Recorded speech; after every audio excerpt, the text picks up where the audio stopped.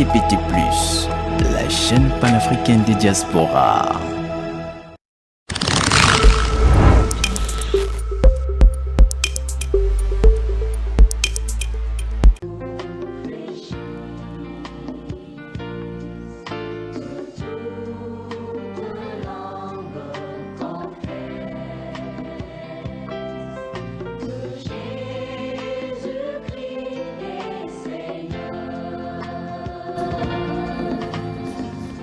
Bonsoir, très chers téléspectateurs, bien-aimés dans le Seigneur. Soyez bénis partout où vous êtes scotchés à suivre à bien votre émission de préférence, le décret de l'Éternel, présenté par l'Église de la Sainte Doctrine au Congo-Brazzaville, dans la ville des Pointes-Noires. Nous sommes géométrés au quartier Makayabou 418. À 200 mètres du terminus se trouve une station Afrique, suivie de l'arrêt pharmacie. Après la pharmacie, la première ruelle que vous précède à droite, 5e parcelle à gauche. Cette émission a pour but de faire dissiper le ténèbre des esprits boycottisme dans l'Église du Seigneur Jésus-Christ par la victoire suprémative de Christ à la croix. Et comme le stipule le Saint Écriture selon Philippiens 2, 9 à 11, et Éphésiens 5, le verset 11. Nous allons dire merci à Dieu pour la grâce qu'il nous a faite ce soir. Merci Dieu pour ton notre nom, Père Céleste, ta présence, ton amour, tes sommes infiniment reconnaissants pour tes bienfaits. ta miséricorde, ta fidélité. Au nom de Bénis le Jésus-Christ plateau, le peuple de Dieu, Nazareth. au nom de Jésus-Christ. Amen. Alors, bien-aimés dans le Seigneur, comme vous pouvez les constater, alors ce soir, nous allons vraiment boucler cette grande thématique qui a fait couler beaucoup d'encre dans le monde ecclésiastique. Et ce soir, nous sommes avec notre invité de marque dans le Seigneur, de s'être utilisé très puissamment dans cette ville de Pointe-Noire et partout ailleurs. En l'occurrence, le pasteur Ongué Roger, qui est le pasteur des églises, la Sainte Doctrine de Jésus-Christ, au Congo-Brazzaville et partout ailleurs. Bonsoir, pasteur. Bonsoir, mon bien-aimé Gervais. Comment allez-vous, homme de Dieu? Non, ça va. Malgré votre agenda submergé, vous disposez le temps à être sur le plateau du décret éternel. Homme de Dieu, alors, quel est votre mot d'introduction? D'abord, je bénis le Seigneur pour votre retour triomphal. Alléluia. C'est le décret de l'Éternel. Alléluia. J'espère que tout va bien après, Amen. après un bon mariage, Alléluia. après avoir passé un grand passage dans l'abstinence sexuelle. Là où même il y a beaucoup de passages qui ne croient pas ça. Amen. Mais vous avez vécu pendant 7 ans. Amen. Je crois que le témoignage arrive, on Alléluia. aura l'espace. Vraiment que le Seigneur bénisse, parce que là vous êtes complet. Amen. Voilà, là c'est bon, ça montre un bon serviteur. Alléluia. Vraiment que le Seigneur bénisse aussi tous les bien-aimés qui sont au Cameroun. Je n'oublie pas le pasteur Daniel, je n'oublie pas les bien-aimés qui sont au Gabon avec le bien-aimé Ghislain et l'église qui est là-bas. Je bénis aussi ma fille Rachida avec tous les enfants gâtés au notre pays. Que le Seigneur Alléluia. bénisse. Vraiment, je suis reconnaissant pour tout ce que vous faites pour le décret de l'Éternel. Que le Seigneur bénisse. Et je n'oublie pas la Sainte Doctrine, Donc, la maison mère. la maison mère. Que le Seigneur bénisse, que vous comble. Alléluia. Au nom de Au Jésus-Christ. nom de Jésus-Christ. Alors, chers bien-aimés dans le Seigneur, vous constaterez, ce sont des déclarations pieuses à votre égard.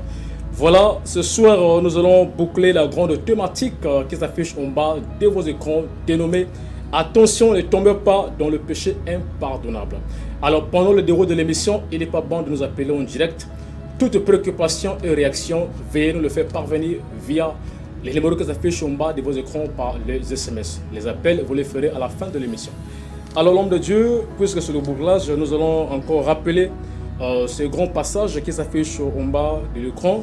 De Marc au chapitre 3, à partir du verset 28 au verset 29. Je lis au nom du Seigneur. Amen. Je vous le dis en vérité, tous les péchés seront pardonnés au Fils de l'homme et le blasphème qu'ils auront proféré. Le verset 29, mais quiconque blasphémera contre le Saint-Esprit n'obtiendra jamais de pardon. Il est coupable d'un péché éternel. Alors, homme de Dieu, quelle est votre pensée par rapport à cette déclaration biblique? Oui, je crois que par rapport au temps, nous allons tout déballer au travers des réactions. Alléluia. Mais c'est pour dire aux hommes et des femmes qu'il y a des péchés que Dieu ne peut pas pardonner. Alléluia. C'est un bon Père, un Dieu d'amour, mais le Seigneur nous fait savoir que c'est un feu qui dévorera les rebelles. Alléluia. Au travers des réactions, je crois qu'on va tout déballer. Alléluia.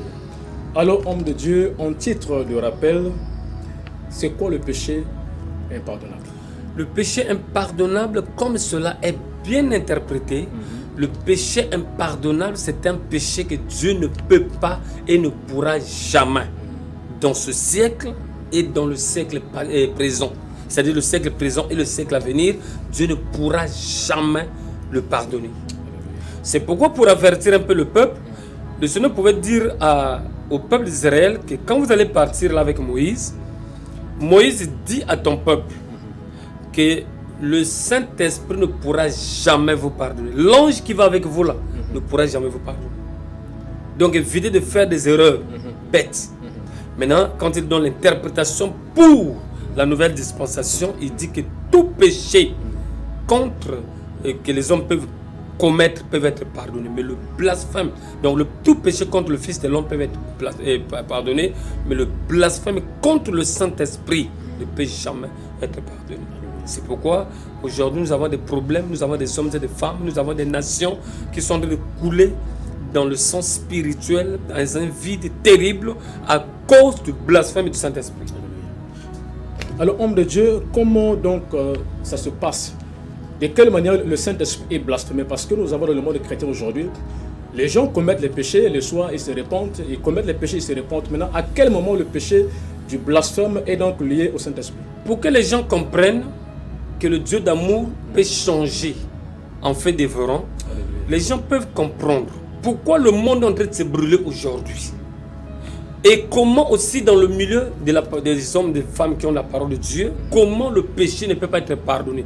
Si aujourd'hui dans le monde les gens sont comme un Français qui m'avait demandé, mais comment vous pouvez dire que Dieu pardonne alors qu'il y a le monde qui est en train de s'engouffrer dans le mal et plutôt dans la souffrance? Vous voyez un peu ce qui se passe dans le monde. Les gens se disent, mais votre Dieu est où? Moi je dis, mais c'est comme dans votre maison, vous avez le savon. Mais si vous n'avez pas l'habitude de bien appliquer la savonnette, plutôt le savon ou avec le frottoir pour enlever la saleté, malgré vos savons, si vous n'avez pas la volonté de prendre le savon, de l'appliquer avec le frottoir sur votre corps, vous resterez sale, malgré votre richesse. C'est comme aussi pour le Seigneur. Donc, un homme qui pense qu'il peut, il est dans un monde avec un Dieu, un bon Dieu comme le monde le dit, et un Dieu miséricordieux Dieu. Mais ce Dieu miséricordieux Dieu a des critères, a des règles qu'il faut que la créature honore et observe. Si on ne respecte pas cela, on tombe dans l'impardonnable.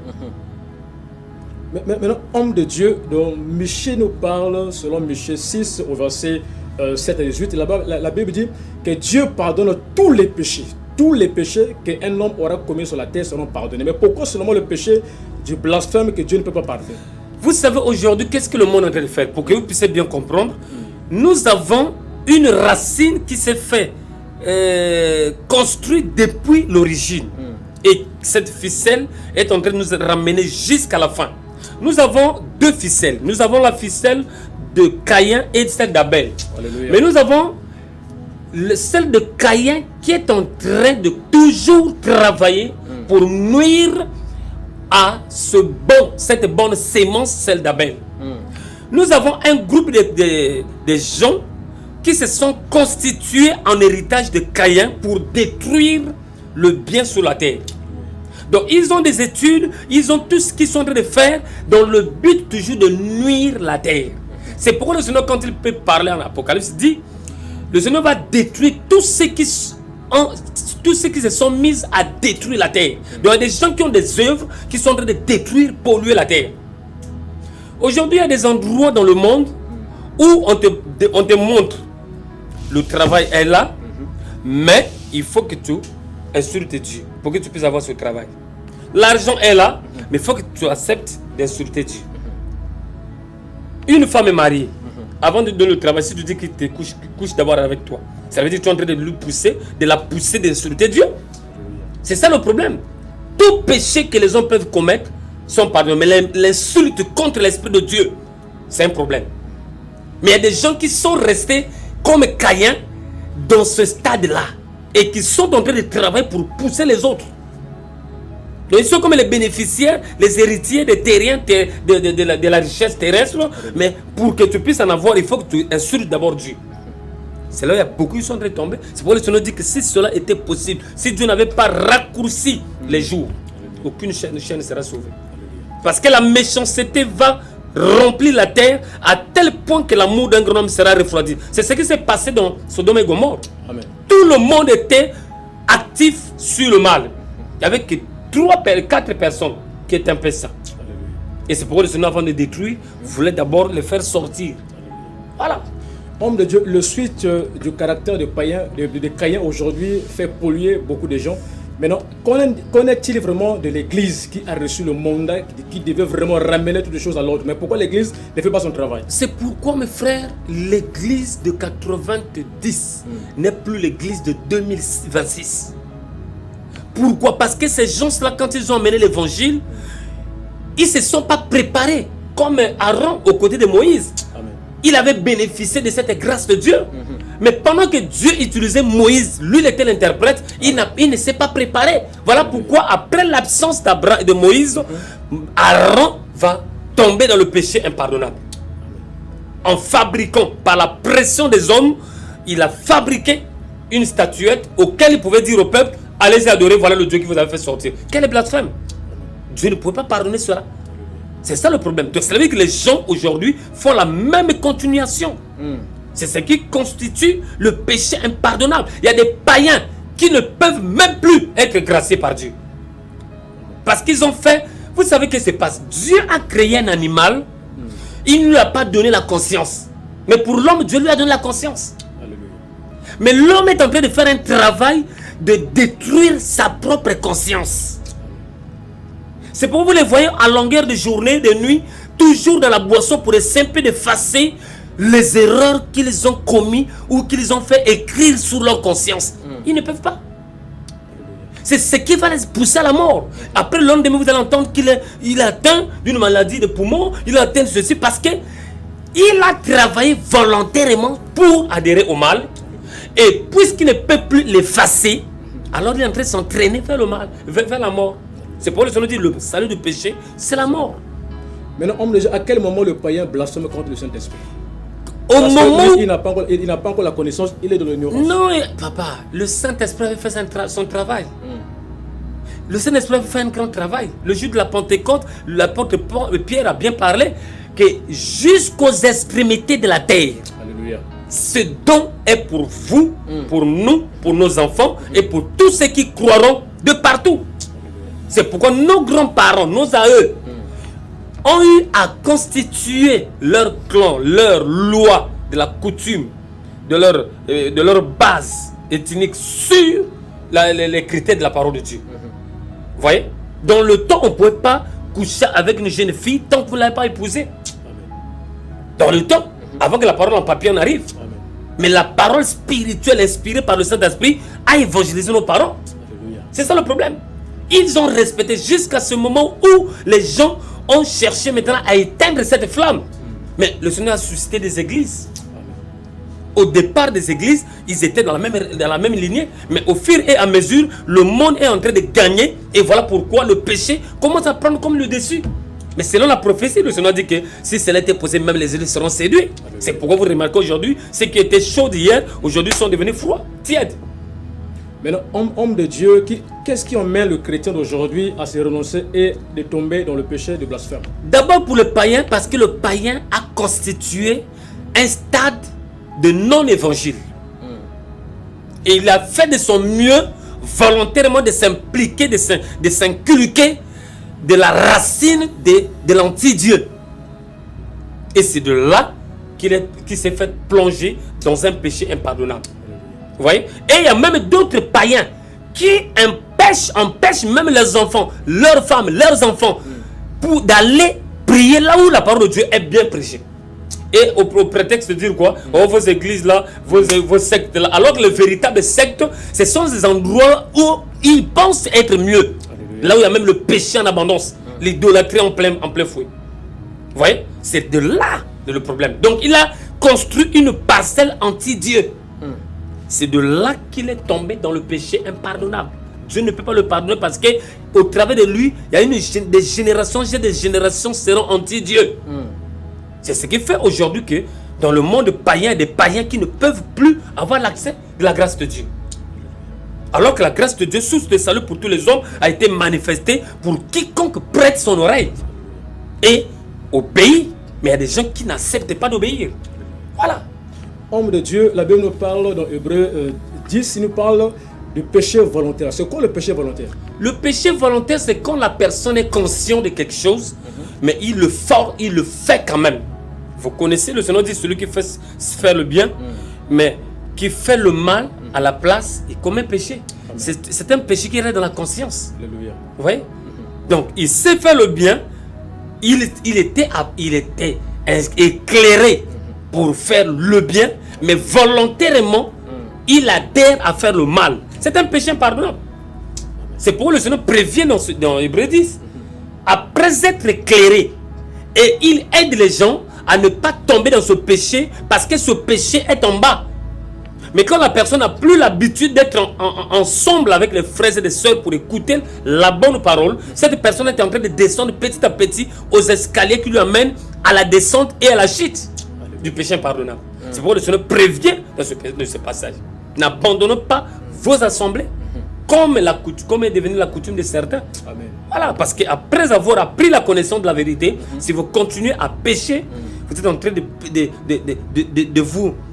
vous débarrasser de la grâce de Dieu.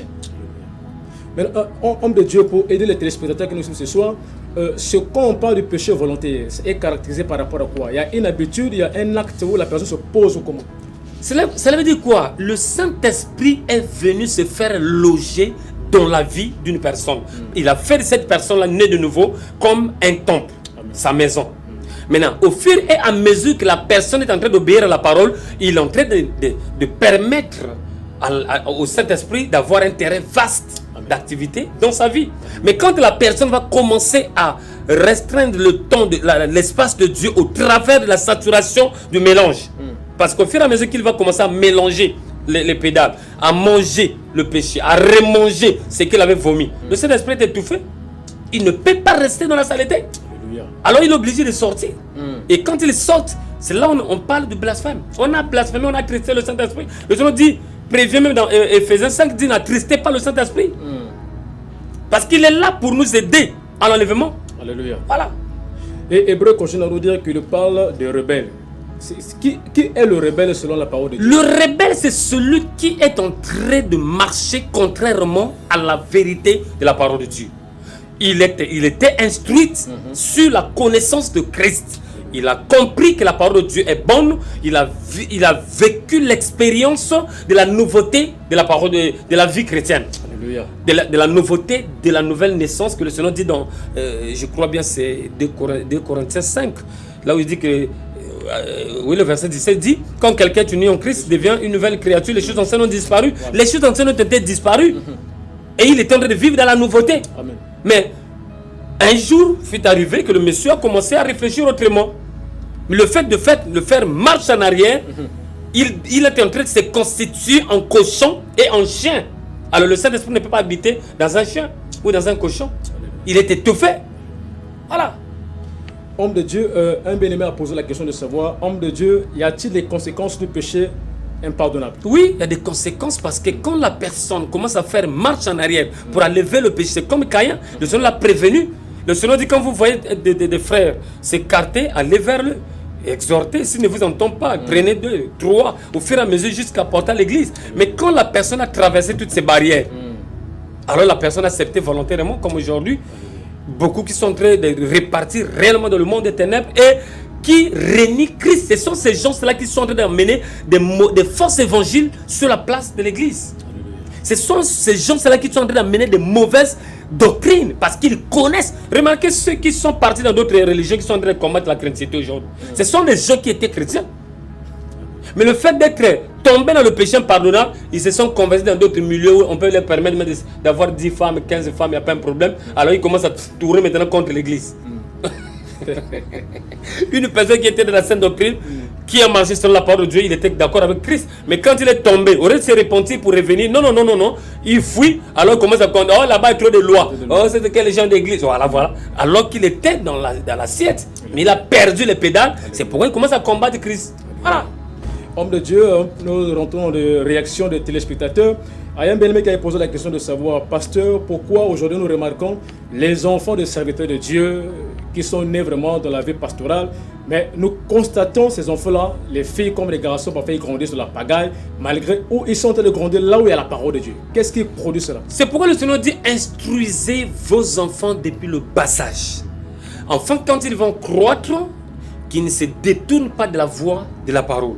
Alors nous avons des sœurs, des frères qui sont nés dans les familles chrétiennes, mais qui ont tendance de vivre contrairement à cette éthique chrétienne. C'est ce qui fait qu'aujourd'hui, la confusion est en train de planer dans le monde évangélique. Alors, qu'est-ce qui se passe? Ça veut dire que nous avons un travail. Oui, avec les 10 minutes, on peut faire quelque chose. Donc, qu'est-ce qui se passe? Le problème qui est en train de se passer là, c'est le problème du sang. La personne n'est pas encore née de nouveau, mais la personne est encore liée au sang d'Adam et Ève. Vous voyez? Le péché d'Adam et Ève est encore en train de circuler dans ses veines.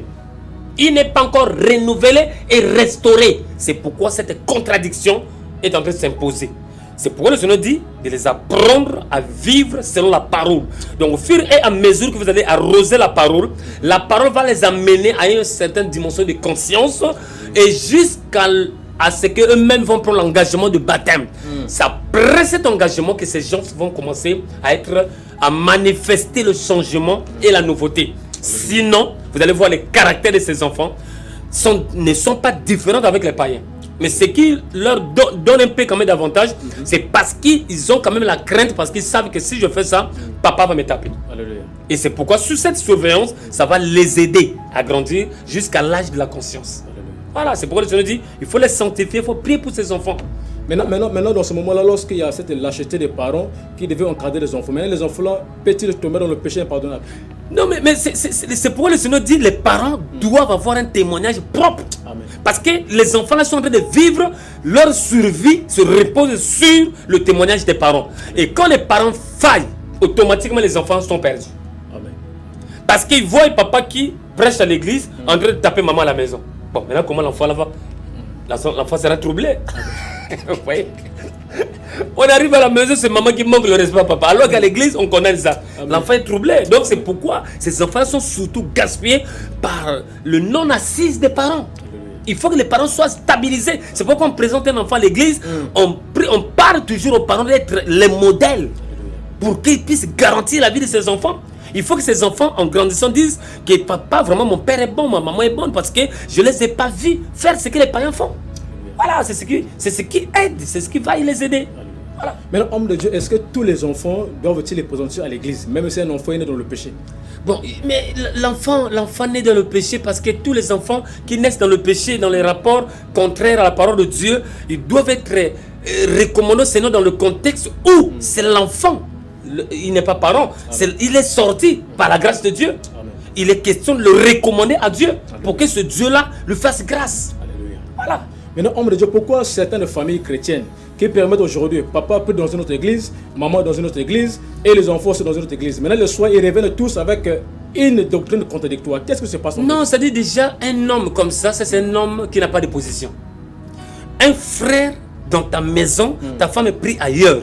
Mais ça, c'est une infiltration. Les enfants se prient ailleurs. Oui, ça ne marche pas. C'est pourquoi le Seigneur, quand il parle de l'ordre, il dit c'est pas un Dieu de désordre, c'est un Dieu d'ordre. Si tu es un homme, tu dois ramener tout dans l'ordre. Mais lorsque la femme refuse? La femme refuse. Ça veut dire que ça montre, c'est pas ta femme. Mais c'est ça le frère. Ta femme, c'est ta côte. C'est Dieu qui l'a soutiré ta côte. C'est pourquoi on peut reconnaître. Le Seigneur dit vous les reconnaîtrez par leurs fruits. Amen. Si c'est ta femme, elle doit t'obéir. Pauvre ou riche. Alléluia. Parce qu'elle est sortie de toi. Voilà. Alléluia. Mais quand la femme fait une résistance, il n'y a pas de lion dans une même maison, frère. Alléluia. L'homme est le chef. Voilà. Maintenant, homme de Dieu, lorsque la femme vraiment et le mari sont dans une même église et que les enfants n'obéissent pas à ce que papa dit. Non, là, faut remonter maintenant. Quand papa dit qu'il a fatigué, maintenant, comme j'ai écouté un prophète qui a dit, j'ai parlé, je n'écoute pas papa, big quoi tu vois. Ça montre déjà. Donc, il y a un problème au niveau de papa. Il faut que papa ait tout le pouvoir de maîtriser ses enfants. Amen. De le ramener dans l'ordre. Alléluia. Voilà. Vous voyez ce qui s'est passé et ce qui se passe parfois dans notre pays. Si déjà l'armée peut venir mettre de l'ordre dans nos foyers parce que les parents étaient irresponsables. Amen. Déjà, papa dort ailleurs. Amen. Il ne connaît pas ce qui se passe dans l'autre maison. Papa a 2 foyers, 4 foyers. Il ne maîtrise pas si son fils est devenu, c'est pas un bébé noir ou c'est pas un délinquant. Vous voyez, c'est cette pagaille-là organisée. Alléluia. C'est pourquoi un véritable père doit mettre de l'ordre dans son foyer, dans sa maison. Voilà. Oui, avec 5 minutes, bien aimé, ils sont perfects. Alors, homme de Dieu, quelle est l'œuvre que le Saint-Esprit peut faire dans la vie d'un croyant? L'œuvre de l'Esprit, c'est de nous apprêter à vivre Christ et de lui obéir. C'est le Saint-Esprit qui nous donne la force de marcher dans ce monde pécheur avec la sainteté de Dieu. Alléluia. Donc nous sommes soutenus au travers du Saint-Esprit. Aucune personne ne peut marcher dans ce monde sans péché tant qu'il n'a pas le Saint-Esprit. Il faut avoir le Saint-Esprit pour marcher dans ce monde sans péché. Alléluia. Parce que le Seigneur dit que ceux qui l'ont cru ne marchent plus dans le péché. Vous voyez, la racine du péché, pour vous quitter, il faut que le Saint-Esprit vienne s'installer en vous. C'est ça le problème. Maintenant, qu'est-ce qui va se passer lorsque Christ va revenir? Maintenant, pour que les croyants soient enlevés, c'est par rapport à quoi? Qu'est-ce qui va permettre qu'ils l'enlèvent? Ce qui fera que nous soyons enlevés, c'est quand nous avons déjà honoré Christ, quand nous l'avons déjà reçu étant sur la terre. C'est la vie de Christ présente en nous qui nous donne la possibilité de s'envoler pour le ciel.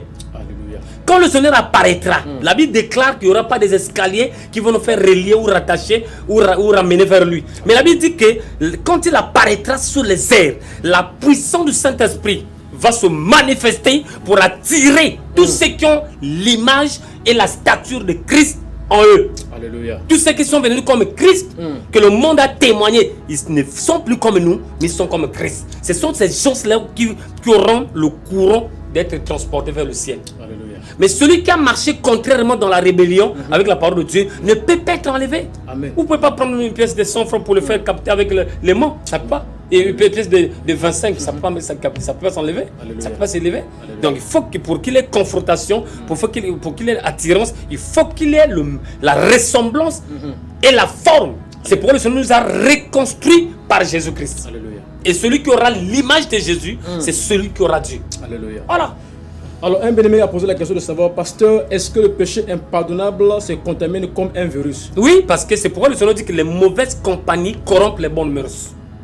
Quand déjà un frère qui n'a plus une bonne vie, le Seigneur dit il faut le parler. Quand vous n'arrivez plus à le ramener vers vous, alors en ce moment-là, il faut avoir le secours des autres. Le fait de se cohabiter avec lui, vous allez commencer par vous anéantir petit à petit. Alléluia. Et c'est petit à petit que l'oiseau fait son nid, et c'est petit à petit que vous êtes en train de descendre sans se rendre compte. Maintenant, lorsque ce frère ou cette sœur est dans l'église, où tout le monde vient se réunir, c'est ça le problème. En ce moment-là, c'est pourquoi le Seigneur dit, s'il ne vous écoute pas, après la disposition de 2 ou 3 témoins, amenez-le à l'église. Et ce sont des gens comme ça qu'on parfois on chasse dans les églises. Alléluia. Sinon, ça serait une mauvaise tomate qui va contaminer les autres. C'est ça le problème. Alléluia. Alors, homme de Dieu, une autre réaction.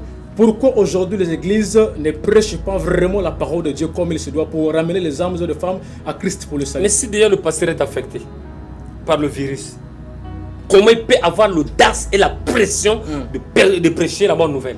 C'est ce qui se passe aujourd'hui. Les gens vont se focaliser sur l'amour de Dieu. Or, l'amour de Dieu, c'est quand nous obéissons à la parole. Alléluia. C'est quand nous marchons d'après les rails de la parole. C'est en ce moment-là qu'on parle de l'amour du Seigneur. Amen. Sinon, on est déjà égaré. Alléluia. Et on est déjà touché par le virus. C'est là le problème. Alléluia. Mais l'homme de Dieu, qui peut avoir l'amour de Dieu? Celui qui a l'amour de Dieu, c'est celui qui a l'amour.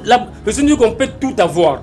Mais celui qui peut avoir l'amour de Dieu, c'est celui qui a Christ. Parce que l'amour de Dieu, c'est Christ. Alléluia. Alors celui qui le conserve, celui qui a l'assurance, qui l'a conservé du départ jusqu'à la fin, c'est celui qui persévérera jusqu'au bout pour manifester cette vie de Jésus qu'on appelle l'amour de Dieu. Alléluia. Voilà. Alors, homme de Dieu, pour chuter, alors que devrez-vous dire à tous les bien-aimés qui ont suivi cette grande thématique dès le début et aujourd'hui sur le bouclage? Je sais que il y a beaucoup de gens, quand ils ont vu le péché impardonnable, ils ont dit que dans les églises, il n'y a pas de problème de péché impardonnable. Mais il y a le péché impardonnable.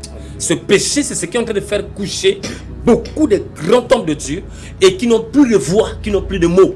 Et qui ont cherché à cacher leurs œuvres, mais ils n'ont pas pu cacher la vérité. Alléluia. Parce que le Seigneur Dieu vous les reconnaîtrez par leurs œuvres. Beaucoup sont en train d'être exposés. Beaucoup sont en train d'être accusés par le fait de se camoufler. Il est temps de revenir dans la parole authentique. Parce qu'au travers de la parole, nous serons décollés vers le ciel. Au travers de la parole, nous serons garantis, nous serons garnis de la sécurité de Dieu et de sa protection. Que le Seigneur bénisse parce que nous sommes derrière le temps. Que le Seigneur bénisse, frère bien-aimé dans le Seigneur, pour cette grande thématique qui a pris fin aujourd'hui. Vous avez été bénis vraiment au travers de cette thématique. Alors, la Bible déclare dans Jean 8, 32, « Vous connaîtrez la vérité et la vérité vous affranchira. » Vraiment, soyez-vous vraiment éloignés de ces péchés impardonnables afin que la grâce de Dieu puisse vous visiter et garder ce que vous avez reçu. Nous voici arrivés à la fin de cette émission qui a porté sur la grande thématique. Alors, nous étions avec l'homme de Dieu, le pasteur Ongué Roger des églises de la Sainte Doctrine de Jésus-Christ au Congo-Brazzaville et partout ailleurs. Alors, voici les programmes et annonces de l'église. L'église La Sainte Doctrine se trouve au Congo-Brazzaville. Dans la ville de Pointe-Noire, nous sommes au quartier Makayabo 418. À 200 mètres du terminus se trouve l'arrêt pharmacie. Après la pharmacie, vous avez la ruelle qui possède à droite, 5e parcelle à gauche. Nous avons le culte tous les mercredis et les vendredis à partir de 15h30. Et chaque dimanche à 8h30, nous avons le culte d'action de grâce. Votre émission, le décret, est donc présentée chaque jeudi soir à 21h pile. Et la rediffusion de cette émission tous les mardis à 21h pile.